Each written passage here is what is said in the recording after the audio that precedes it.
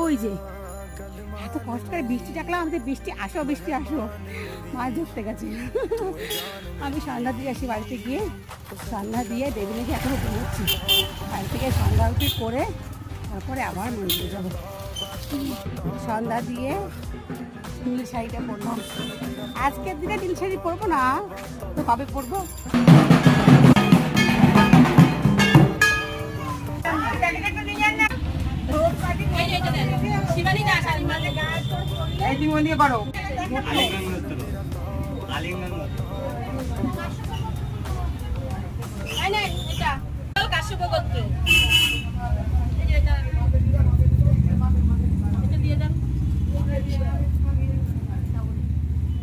সন্ধ্যে সাথে নাম লেখা।